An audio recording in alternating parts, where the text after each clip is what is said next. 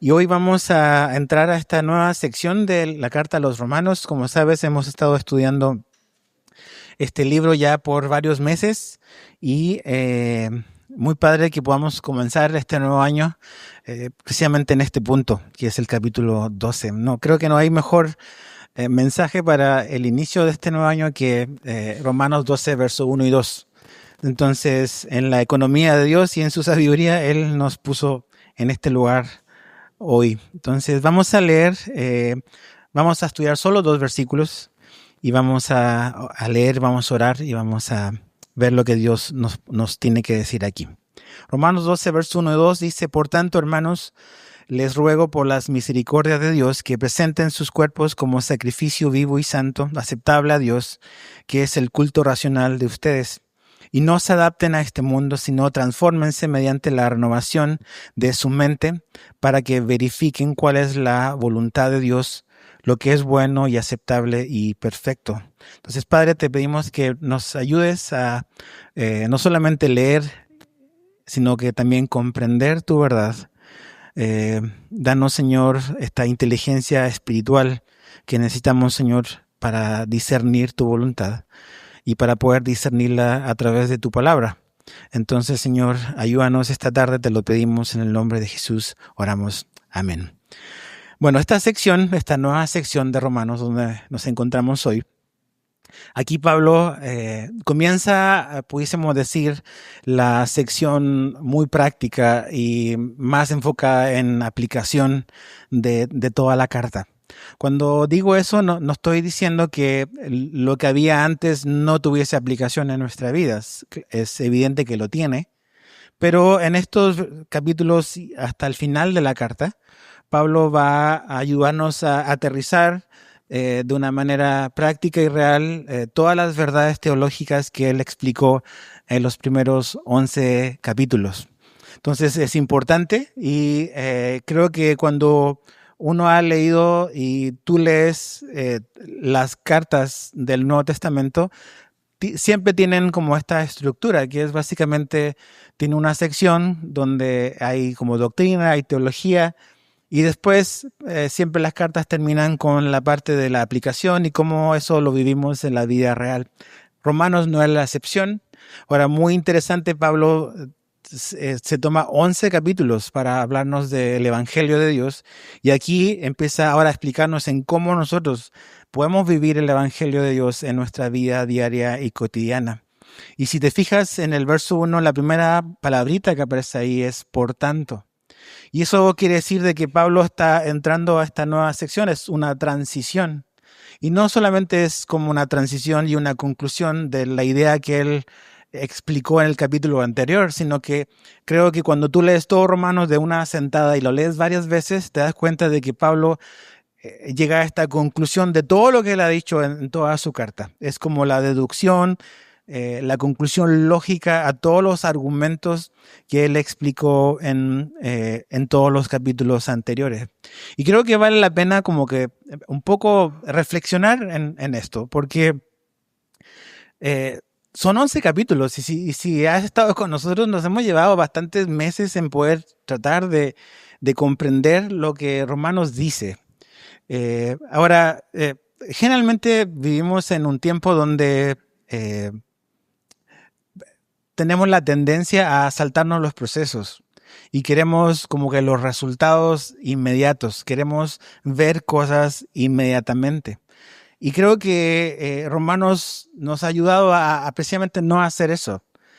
Dios tiene procesos, Dios tiene tiempos, Dios tiene formas y muchas de las formas de Dios es precisamente tomarse un tiempo para que explicarnos las verdades que necesitamos como que entender y conocer. Entonces, si no entendemos o si no hemos leído o si no comprendemos Romanos del 1 al 11, va a ser muy, muy complicado poder hallarle el sentido a lo que Él nos va a decir de ahora en adelante. Por algo este es el capítulo 12 y no está en el capítulo 1. Para poder saber por qué Dios nos llama a vivir de cierta manera, necesitamos primero saber qué es lo que Él ha hecho por nosotros.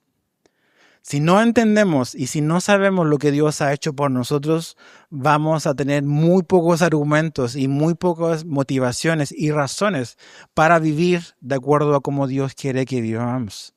Entonces, estos 11 capítulos son importantes y quizás esa es la razón por la cual a lo mejor en tu vida o en la vida de algunos cristianos como que hay poco entusiasmo para vivir la vida cristiana o hay poco de dónde agarrarse para vivir la vida cristiana. Y eso creo que está conectado a lo que acabo de decir. A veces la razón es porque hay poco conocimiento o escaso conocimiento de la Biblia, de lo que Dios ha hecho por nosotros.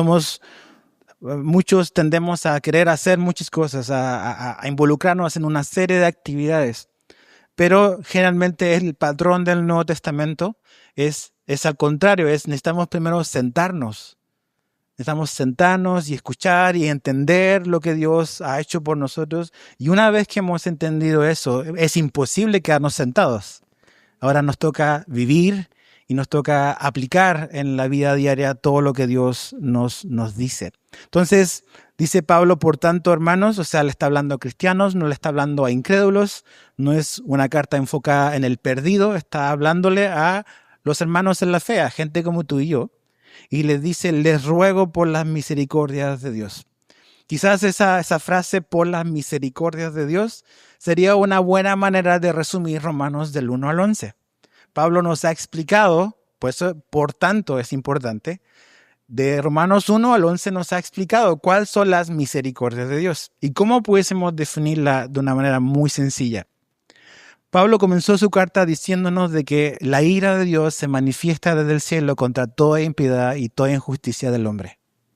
Eso quiere decir de que bajo el estándar de Dios, Dios está justamente indignado con la injusticia humana. Entonces, Pablo comenzó mostrándonos de que lo que el hombre, lo que el ser humano merece bajo el estándar de Dios es su ira. Dios está justamente indignado con el ser humano. Pero Dios no se quedó en eso. Dios proveyó de una solución para que nos podamos reconciliar con Él. Esa solución fue enviar a su Hijo. Y cuando Él envió a su Hijo, Él proveyó de una solución a nuestro problema. Y esa solución implicaba venir a una confianza en Cristo, un arrepentimiento de nuestros pecados. Y cuando eso ocurre en la vida de una persona, la Biblia dice, y Pablo nos explicaba, de que esa persona era declarada justa. Y la justicia de Dios quedaba satisfecha y el hombre ahora sí puede acercarse a Dios sin temor. Entonces, ¿cuál es la misericordia de Dios? Es que tú y yo merecíamos su ira y su juicio. Pero Él no nos dio eso. Nos dio a su Hijo y nos dio a su Hijo para darnos su favor por medio de Él. Entonces, esa es la misericordia de Dios. Y es esa la motivación sobre la cual Pablo ahora va a construir y nos va a argumentar qué es lo que nos debe de motivar y la que nos debe de llevar a vivir de cierta manera. Dios nunca nos pide hacer algo sin darnos una razón lógica para hacerlo. Hay 11 capítulos de argumento tras argumento de todas las misericordias de Dios para que tú y yo podamos dejar nuestro intelecto tranquilo, para que nos pueda dar la base para que ahora sí podamos decir, bueno, voy a vivir de esta manera porque entiendo lo que Dios ha hecho por mí. Nuestra fe nunca es ciega.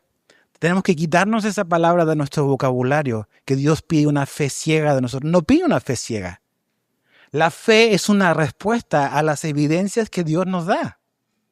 Y la evidencia es 11 capítulos de la misericordia de Dios y por eso ahora tú y yo podemos responder y vivir una vida como Dios nos pide que vivamos.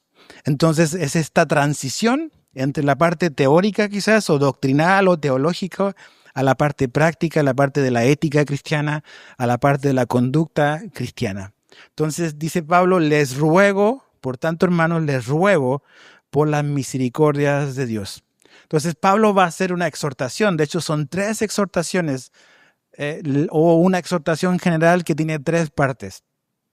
Y él le está rogando a los cristianos. Eso me habla bastante de la actitud de Pablo.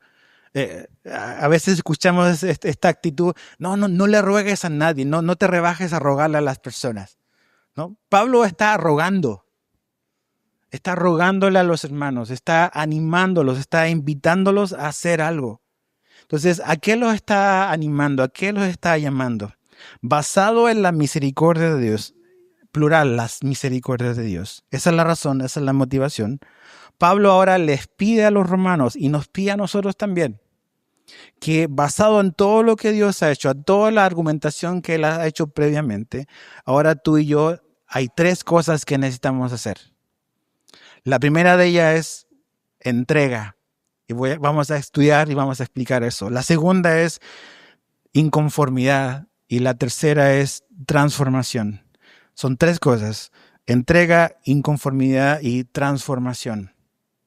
Entonces, ¿por qué esto es importante? Porque otra vez, lo que necesitamos entender, no puedo conocer a Dios y no servirle. Y no puedo servir a Dios si no lo conozco.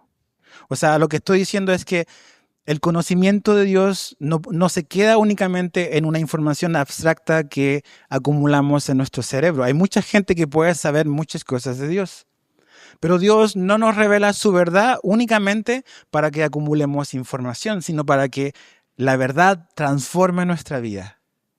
Entonces, ya nos ha explicado la verdad de Dios, el Evangelio de Dios. Ahora toca cómo nosotros respondemos a la verdad de Dios. Entonces, no hay tal cosa como conocimiento de Dios sin transformación.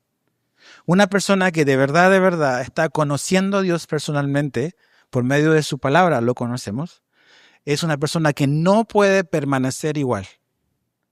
Una persona que de verdad conoce a Dios está siendo transformada, porque esa es la ecuación, ese es el resultado de conocer a Dios.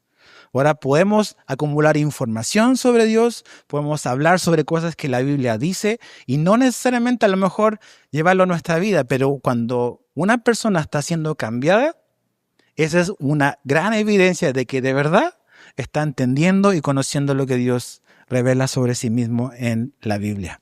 Entonces Pablo le dice, les ruego, hermanos, les exhorto, les animo a lo número uno, a una entrega. Y la entrega de la cual Pablo habla es una entrega total. ¿Y dónde vemos eso?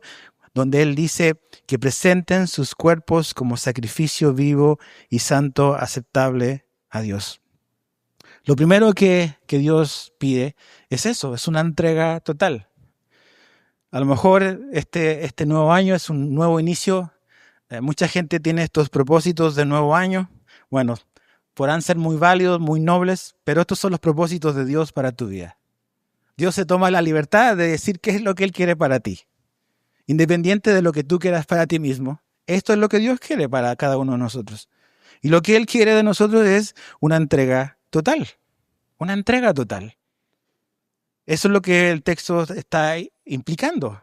Cuando habla de un sacrificio que es vivo y que debemos de presentar nuestros cuerpos, está hablando de una entrega total. La palabra presentar, por ejemplo, significa traer, significa ofrecer.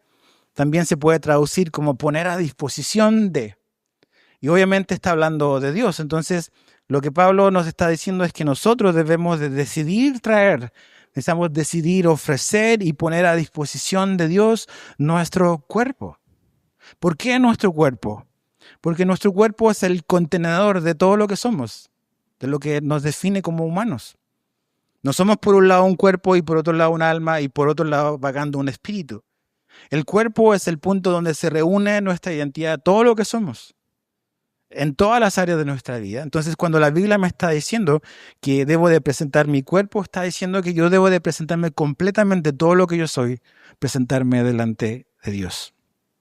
Es la misma palabra que Pedro usa en 1 Pedro 2:5, va a aparecer en pantalla. Dice, también ustedes como piedras vivas sean edificados como casa espiritual para un sacerdocio santo, para ofrecer sacrificios. Ahí está, ofrecer. Para ofrecer sacrificios espirituales aceptables a Dios por medio de Jesucristo. Entonces Dios nos llama a ofrecer. ¿Pero ofrecer qué? Obviamente esta frase o esta palabra sacrificios tiene una connotación que nos remonta al Antiguo Testamento. Los oyentes que estaban leyendo la carta que Pablo escribe, a donde había muchos judíos, entendían la imagen que Pablo quería transmitir, que tenía que ver con los sacrificios que el pueblo de Israel hacía en el Antiguo Testamento. Entonces, en el Antiguo Testamento habían una serie de sacrificios donde el adorador, el israelita, venía y ofrecía estos sacrificios, y generalmente ese sacrificio implicaba quitarle la vida a un animal. Y ese era ofrecido como una ofrenda a Dios. Ahora, en el Nuevo Testamento, bajo el nuevo pacto, ya no traemos un animal o una ofrenda, sino que la Biblia nos dice que nosotros mismos somos la ofrenda, nosotros somos el sacrificio. El adorador ahora no trae algo, sino que el adorador es el sacrificio que viene y que se presenta ante Dios, que lo trae como al altar. En el Antiguo Testamento, este sacrificio implicaba quitarle la vida. El Nuevo Testamento dice que es un sacrificio que está vivo. No está muerto, está vivo. Entonces, el cristiano ofrece su vida a Dios voluntariamente. Y eso es lo que nos toca y lo que nos corresponde hacer. Eso es lo que Dios espera de nosotros. Dios no espera de ti o de mí el 50% o el 10% de tu vida. Él espera todo de ti y de mí. Y eso es muy importante que lo entendamos. Estamos a veces acostumbrados como a separar en nuestra vida y hacer esta serie de compartimentos de nuestra vida. Entonces, mi vida de adoración a Dios implica el domingo por la mañana ir a la iglesia. Pero mi semana tiene estos 7 días o estos 6 días donde cada día le dedico algo a alguien. Y Dios es una parte de mi vida. Bueno, lo que Pablo nos está diciendo es que Dios es nuestra vida y que nuestra vida es de Él, toda. Entonces, eso es algo que necesitamos entender. ¿Por qué esto es importante? ¿Por qué Dios está interesado en todo lo que somos? Bueno, habrá muchas razones, pero algo muy importante. Jesús se entregó por completo por nosotros. Jesús no se entregó un 10%, entregó su vida. Y si Jesús entregó su vida y Él en esta relación con nosotros, Dios está interesado y ha puesto todo para relacionarse y iniciar una relación con el humano que cree en Él, ¿por qué tenemos la idea de que Dios espera algo distinto de nosotros? O sea, tú entrarías en una relación con una persona que dice, yo estoy dispuesto a darte el 10% de mi corazón. Obvio que no. Lo mandas a volar o la mandas a volar. ¿Por qué creemos que a Dios le podemos dar el 10% de nuestra vida? Si Él no nos ha dado el 10% o el 20%. Dios en su Hijo nos dio su vida. Y Él no espera algo distinto de ti y de mí. Y esto creo que es muy contracultural porque estamos acostumbrados hoy en día a ver qué obtenemos de la gente. Y pensamos que el cristianismo es eso, es qué podemos obtener de Dios, qué beneficio personal nos puede dar Dios. Y sí, tenemos muchos beneficios. Romanos 1 al 11, todas las misericordias de Dios. Pero no podemos quitar esta parte del cristianismo y es que Dios espera también todo de ti. Todo. Espera tu vida. No podemos pretender entrar en una relación con Dios donde vamos a esperar todo de Él y nosotros no vamos a dar todo de nosotros. Entonces, presentar nuestra vida implica eso. Y Pablo está apelando a la voluntad de los romanos, está apelando a nuestra voluntad. Esto, presentar, es algo que tú y yo decidimos hacer. Lo decidimos hacer. Es un acto de presentar que tiene que ver con la decisión consciente del creyente, del cristiano. Esto significa que con la ayuda de Dios, con la ayuda del Espíritu Santo, nuestra vida, cada parte de lo que somos, lo ofrecemos a Dios, lo presentamos a Dios para servir a Dios y a su causa, y no para servirnos a nosotros mismos. Presentar cada parte de tu vida, cada parte de tu cuerpo, cada parte de lo que significa quién tú eres.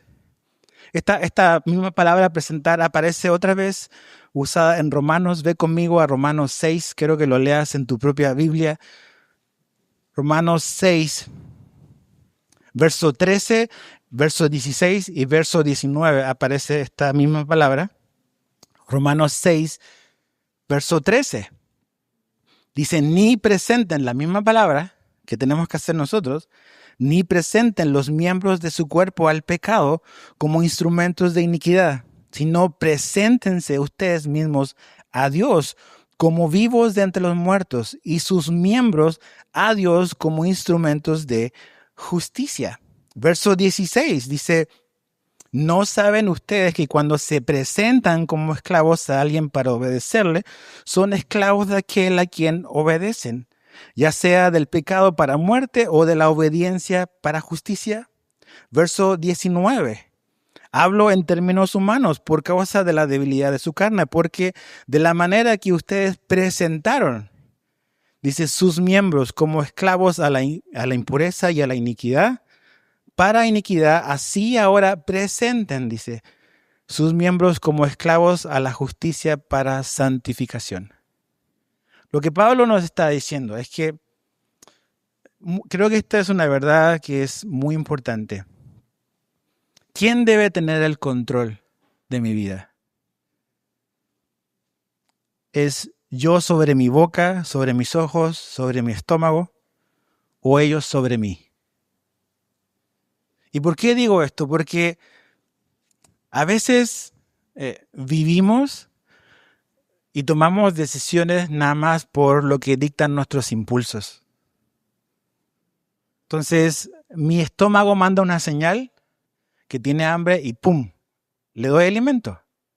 Y ese es un proceso obviamente natural. Dios nos creó para consumir alimento. Pero parte de lo que el ayuno es recordar de que en Cristo, y lo que la Biblia nos pide, es que somos nosotros los que estamos al mando del cuerpo y no el cuerpo de nosotros. Cuando una persona va a ayunar, cuando yo voy a ayunar, cuando tú vas a ayunar, lo que está ocurriendo ahí es que a pesar de lo que tu cuerpo te está pidiendo, tú decides voluntariamente decir, no le voy a dar alimento este tiempo. Y cuando hacemos eso, cuando crecemos en esas disciplinas espirituales, es cuando va a haber crecimiento y madurez en nuestra vida.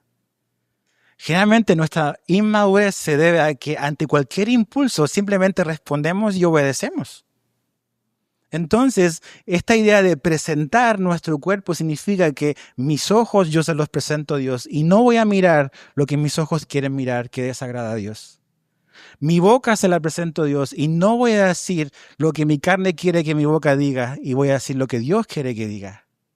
No voy a presentar mis manos para hacer lo pecaminoso que mi carne quiere hacer. Voy a usar mis manos para servir a Dios y para servir a mi prójimo. O sea, yo presento mi cuerpo, tú presentas tu cuerpo. Tus impulsos no tienen que controlar tu vida. Tu voluntad es la que debe de poner bajo el control del Espíritu Santo los miembros de tu cuerpo. Esto creo que es muy importante. Porque muchas veces pensamos, y a veces la razón por la cual vivimos vidas cristianas de derrota en derrota y no de gloria en gloria como Dios quiere que vivamos, es porque tenemos esta idea errónea de que Dios lo va a hacer todo y que mi voluntad no juega ningún papel dentro del plan. Ahora, ojo, no estoy diciendo, y esto es muy importante entenderlo, la Biblia no me habla de autodeterminación, como que yo me cambio a mí mismo y si yo quiero, yo cambio. No es así. Porque si nuestra voluntad fuese suficiente, Jesús no tendría que haber venido. Tú y yo no podemos cambiarnos a nosotros mismos. Por esa es la razón que necesitamos un Salvador. Pero una vez que hemos sido salvados y hemos sido cambiados y transformados por Dios, tú y yo ahora colaboramos con Dios y ejercemos nuestra voluntad. Y como dice Pablo, repetidas veces, presentamos, vamos a tomar la decisión lógica y racional de nuestra voluntad y vamos a llevar a nuestros ojos, vamos a llevar a mi boca, voy a llevar a mis manos, voy a usar a mis pies, no para complacer los impulsos de mi carne, sino para obedecer la voluntad de Dios. Entonces eso transforma completamente cuando tú y yo estamos siendo tentados, por ejemplo. Y si eres una persona propensa a la ira o al enojo, de cuando pasa una situación, la tentación es reaccionar y alzar la voz y gritar y manotear y decir palabras horribles. O puedes decidir someter a tu boca y someterla para Dios y no complacer los impulsos de tu carne. Eso es muy importante. Y así para cualquier impulso que tu carne te pida. Tú y yo decidimos voluntariamente con la ayuda del Espíritu Santo. No podemos sin eso. Si tú no eres un creyente, no puedes. Pero ya que eres un creyente, con la ayuda del Espíritu Santo, tú decides. Pablo está apelando a la voluntad. Tú presenta tu cuerpo para servir a Dios. No lo presentes para hacer lo demás. Muy importante. Entonces, esta entrega que Pablo está hablando, esta entrega total que Dios pide, es precisamente lo que le agrada a Dios. Dice que este sacrificio, que es vivo y santo, es aceptable a Dios. ¿Qué es lo que le agrada a Dios? Es que tú puedas venir voluntariamente y decirle, Señor, aquí está mi vida para ti. Aquí está todo lo que yo soy para ti. Te lo doy, me rindo, me ofrezco. Eso es lo que es aceptable y agradable para Dios. Cuando lo haces voluntariamente, cuando tiene que ver con una decisión racional, al ver toda la misericordia de Dios, todo lo que Él no te ha dado y no me ha dado que yo sí merecía, y me ha dado todo lo bueno que no merecía, pero Él me lo ha dado. Cuando yo razono eso, yo digo, ¿cuál es la razón más lógica? Al ver la misericordia de Dios, la razón más lógica es decir, Señor, aquí estoy. Por eso Pablo dice, fíjate, al final del verso 2, cuando habla de esto, del sacrificio vivo y aceptable a Dios, dice que es el culto racional de ustedes. Esa palabra culto tiene que ver al servicio que los israelitas hacían en el Antiguo Testamento. Esta serie de cosas y de servicio que ellos hacían, que Israel hacía en el Antiguo Testamento. Y lo que él está diciendo es que básicamente nuestro servicio a Dios es lógico. La palabra que usa acá en el verso 2, racional, es de donde viene la palabra lógica. Entonces es muy importante porque dice Pablo que la respuesta más lógica, debes de usar tu lógica, debes de usar tu razón. La respuesta más razonable al ver las misericordias de Dios es venir y presentar tu vida. Una respuesta ilógica, irracional, es rechazarle tu vida a Dios. Pero la respuesta más lógica y racional que puedes hacer con tu vida al ver lo que Dios ha hecho es dar tu vida. Dar tu vida. Entonces, aquí hay muchos jovencitos, muchos adolescentes, muchos jóvenes, y a veces puedes tener esta idea de que quieres disfrutar tu vida. Y que darle tu vida cuando eres joven es como que desperdiciar tu vida. Ese es el discipulado que este mundo te quiere dar y te está dando. Salomón, después de todo lo que él vivió, le dice, ¿sabes qué? Acuérdate de Dios en los días de tu juventud, porque después vienen días malos. Entonces, la respuesta más lógica y más inteligente siendo joven, sobre todo siendo joven, que puedes hacer es siéntate y abre la Biblia. Lee otra vez Romanos del 1 al 11 y ve todo lo que Dios hizo por ti a través de Jesús. Y la única conclusión lógica, racional a la que puedes llegar es decir, Señor, aquí está mi vida. Me rindo. Me rindo. Culto racional. ¿Te das cuenta que Pablo no dice que Dios es nuestro culto emocional? Aunque no dejamos las emociones a un lado, finalmente Dios nos llama a amarlo con todo nuestro corazón. Pero algo muy importante es que la Biblia no nos pide dejar nuestro cerebro a un lado, nuestra mente a un lado. Dios quiere que usemos nuestro intelecto, que usemos nuestro entendimiento. Dios nos da razones, nos da argumentos para que yo pueda responder y hacer algo al respecto. Dios no nos está pidiendo sacrificar nuestro intelecto en el altar de Dios.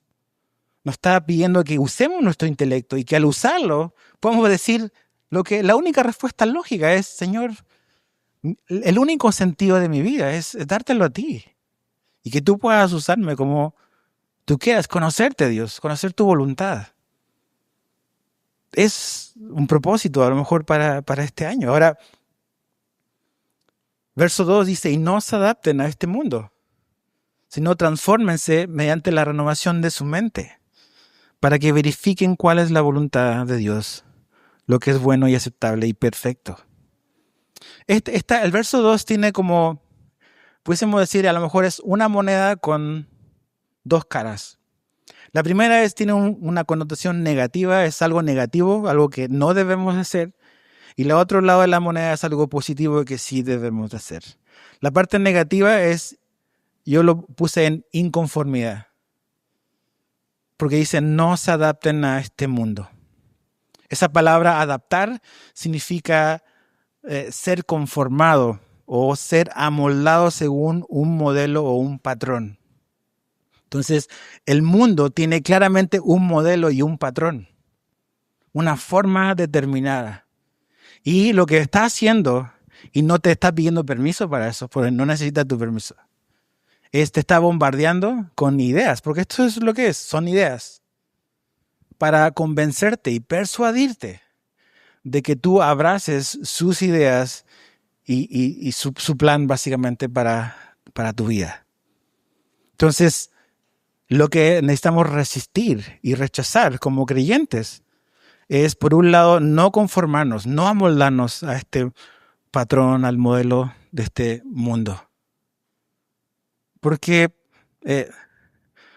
este mundo es muy intencional en cómo él te quiere disipular, cómo él quiere convencerte y venderte sus valores. Entonces, una pregunta y algo que debiésemos de hacer para examinarnos todos individualmente, no examinar al que está a mi lado, sino examinarme yo, es qué valores o qué estilos de vida de este mundo me están amoldando. ¿Qué verdades o disque verdades he comprado? Y que se la he comprado completamente a este mundo. Que si soy de esa manera, si me veo de esta forma, si tengo estas cosas, es realmente llegar a la plenitud de la vida. Tenemos que examinar y parar y ver nuestra vida, qué decisión estamos tomando. Porque este ejercicio o este asunto de adaptarse a este mundo es algo que puede estar ocurriendo. Dios es un Dios que nunca para de trabajar, siempre está haciendo algo. Y está haciendo algo en todas nuestras vidas. Pero eso no significa que no haya áreas a lo mejor en nuestra vida, en nuestro corazón, en que el molde del mundo todavía se ve muy clara y evidentemente en las maneras en cómo pensamos, la manera en cómo llevamos nuestra familia, la manera en cómo educamos a nuestros hijos, los valores que le estamos transmitiendo a nuestra familia, la forma en que hacemos negocios. Todas las formas son ideas que aprendimos a lo mejor de nuestra familia y a lo mejor nunca hemos cuestionado eso. Y no es que estamos peleados con la gente, lo que tenemos que tener el criterio, el pensamiento crítico, es para examinar las ideas que han moldeado nuestra manera de vivir. Y examinarlas a la luz de ¿quién? ¿De mi opinión? ¿De tu opinión? No, de la opinión de Dios, que es una verdad. Entonces, ¿qué valores o estilos de vida de este mundo yo me estoy amoldando a? O siendo conformado a. Mira, Pedro usa esta misma palabra en una carta que él escribe, 1 Pedro 1:14. Dice, como hijos obedientes, no se conformen a los deseos que antes tenían en su ignorancia. ¿Te das cuenta? No podemos vivir por nuestros deseos. Vivir por nuestros deseos, Pablo, es vivir una vida de ignorancia. Ahora no vivimos por nuestros impulsos, ahora queremos vivir por la voluntad de Dios, la verdad.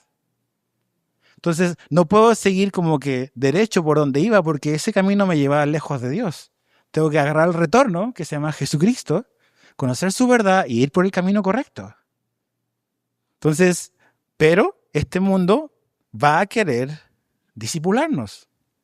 Ahora, quiero que pienses esto y se lo dije a los de las 10 de la mañana.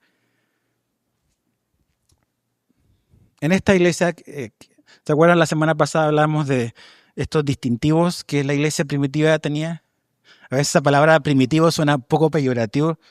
Era una iglesia muy avanzada, de primitivo no tenía nada. Pero así lo nombramos coloquialmente, la iglesia primitiva. Una de sus prioridades es que ellos era una iglesia que permanecía en la palabra de Dios. O sea, la palabra de Dios y el Espíritu Santo guiaba a la iglesia hacia la palabra de Dios. Pero mi confianza y mi anhelo y mi oración para ti como pastor de esta iglesia es que tú en tu tiempo y en tu vida personal, tú puedas estar buscando a Dios en la palabra. Gracias a Dios estamos en el 2025 y la Biblia no ha sido más accesible en la historia de la humanidad como lo es hoy. Seguramente en tu casa como en la mía tenemos más de una Biblia. Tenemos un aparatito, la cajita del diablo digo yo, y ahí tenemos Biblias también. Entonces no hay excusa como para no saber lo que Dios nos está diciendo. Ahora, si yo no abro este libro y si yo me contento únicamente con 1 hora a la semana de exponerme a la verdad de Dios, ¿tú crees que con una semana le vas a ganar al discipulado intensivo que el mundo te está dando las 24 horas del día por 6 días a la semana? Obvio que no. Entonces, ¿con qué nos estamos alimentando? Hemos escuchado somos lo que comemos, y es la verdad. Somos lo que comemos. Y espiritualmente es lo mismo. Entonces, necesitamos tomar con seriedad nuestra vida espiritual. Y es que ni el pastor ni los líderes de la iglesia son responsables por mi vida espiritual. Yo lo soy, tú lo eres. Y tú eres responsable de abrir la Biblia y que Dios te hable. Yo soy responsable de 1 vez a la semana, o quizás 2, enseñarte la Biblia. Y eso es todo. Pero cada uno de nosotros tenemos este libro y tenemos que tomarlo en serio.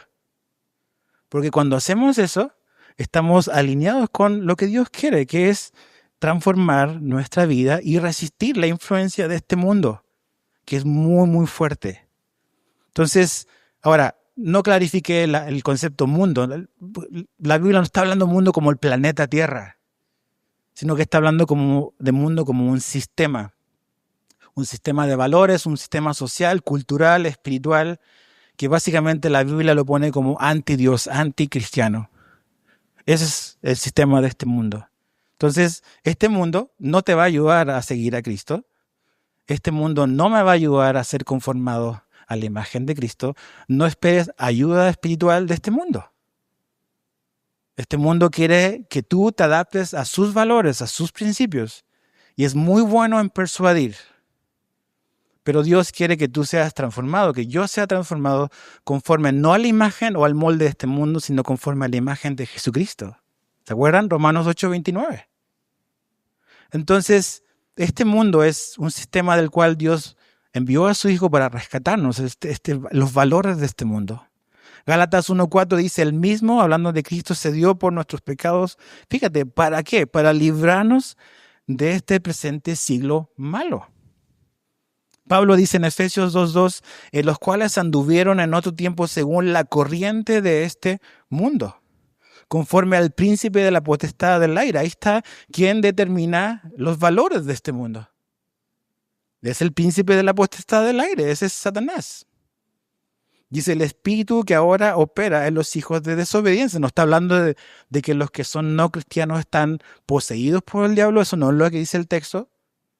Pero lo que el texto nos dice es que toda persona que no tiene a Cristo está influenciada por el sistema, que los valores están determinados por Satanás. Las ideas, mi familia, son muy importantes. Eso es lo que compramos, ideas. Y eso es lo que tiene el poder para determinar el destino de una persona. ¿Qué ideas vas a comprar? Ahora, mi pregunta para ti, y sobre todo si eres joven, o esta generación que tiene esta idea de la gratificación inmediata, le cuesta mucho esperar a largo plazo. Quiere las cosas inmediatas. Entonces, mi pregunta para ti es, ¿vale la pena invertir y gastar tu vida en algo pasajero y temporal, como es este mundo? Pablo dice, 1 Corintios 7:31, la parte final del verso 31 dice, porque la apariencia de este mundo es pasajera. Hoy vivimos en un mundo donde las apariencias significan muchas cosas. Cómo nos vemos, cómo la gente nos percibe.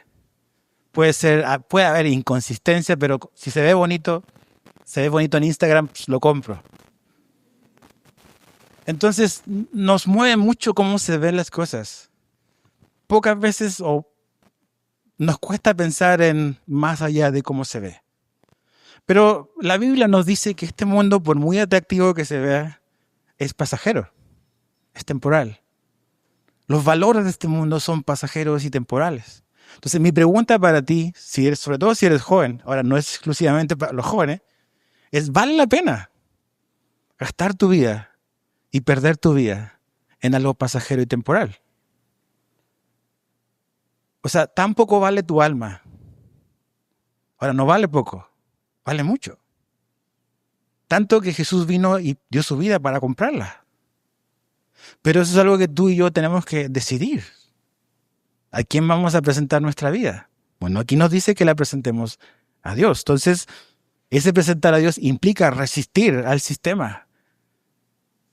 A veces, cuando yo era joven, algún día fui joven, a ser rebelde, ¿no? Y resulta que eras uno más en la multitud. Dice, no, yo soy diferente al mundo. No, como tú hay como 1,000, 2,000 millones. No eres ese grupo minoritario. Eres la gran mayoría.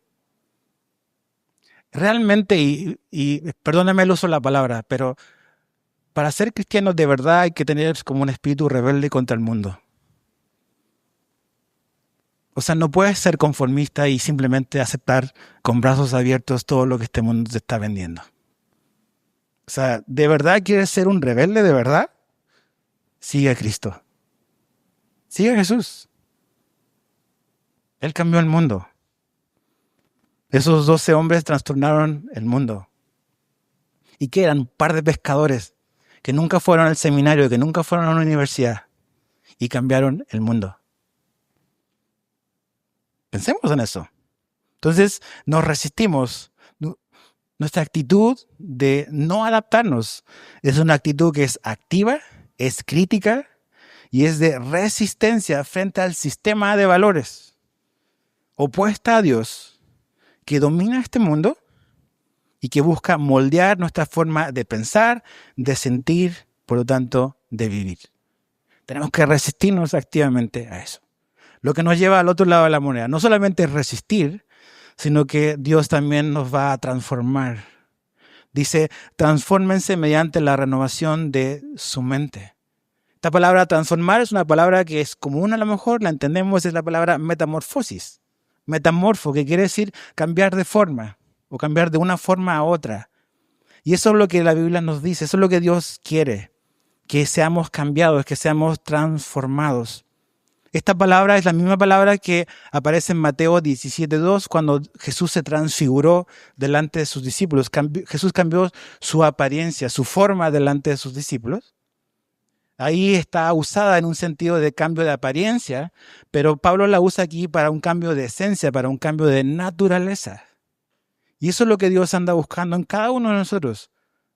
Cambiar nuestra esencia, cambiarnos desde dentro para afuera. Cambiar nuestra vida.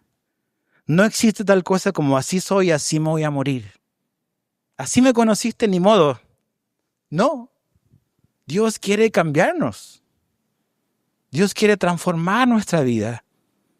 No, qué miserable sería para mí y para los que están a mi alrededor llegar a un hombre viejo y seguir siendo la misma persona complicada que he sido toda la vida. Qué ganas de ser así. Dios de verdad quiere cambiarnos. Quiere que nos parezcamos más a su Hijo Jesús.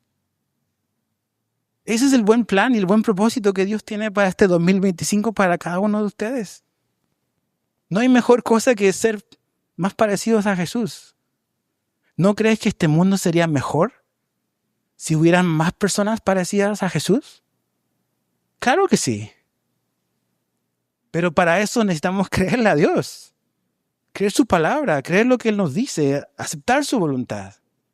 Dejar de comprar todas estas mentiras que el mundo nos vende y presentar nuestra vida como un acto voluntario de la voluntad.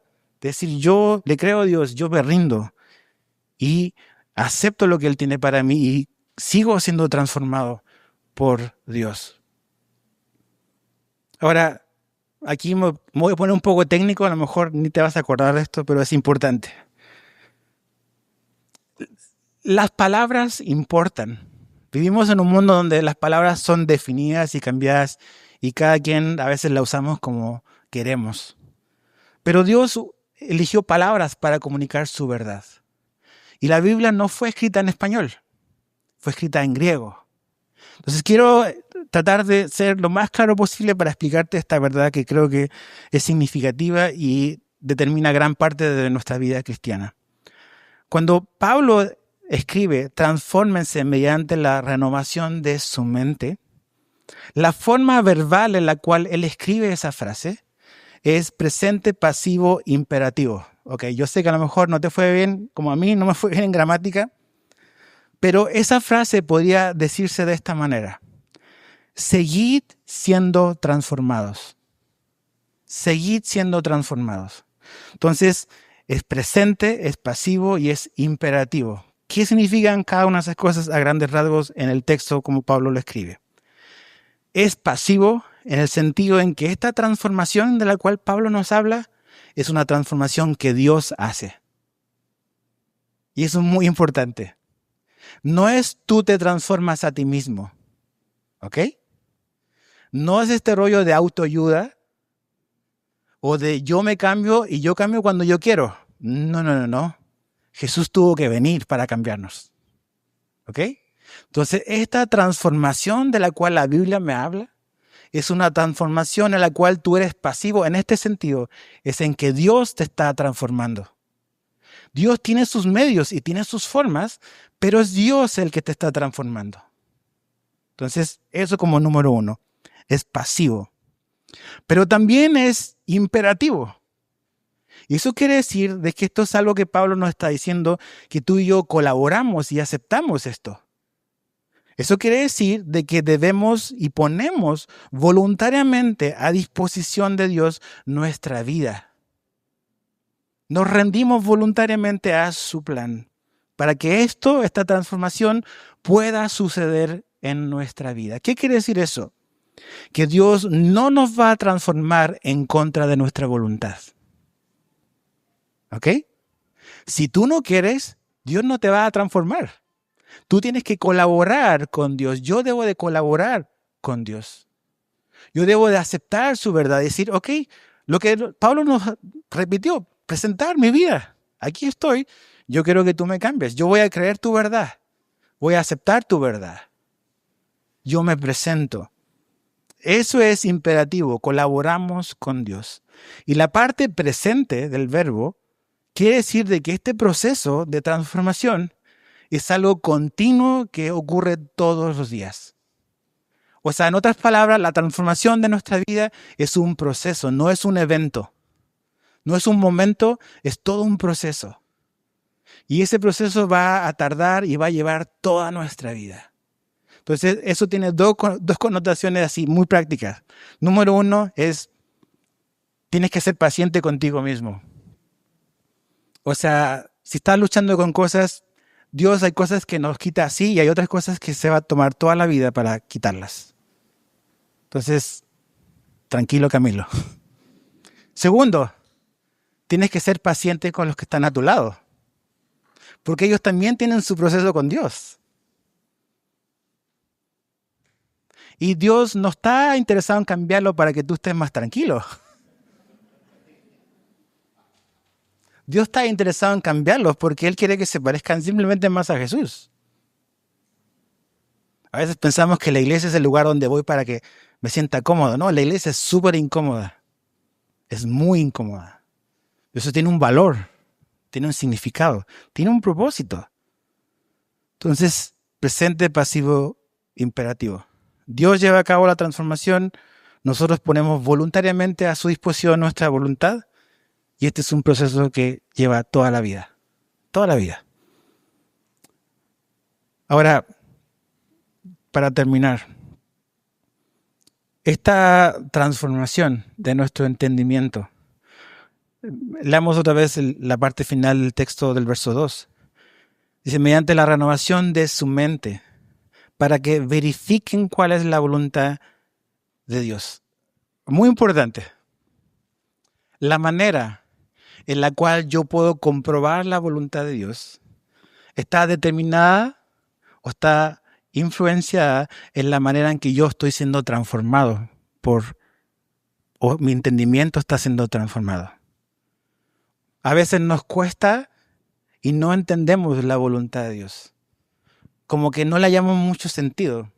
Eso puede ser en parte debido a que me estoy resistiendo a la transformación de mi entendimiento.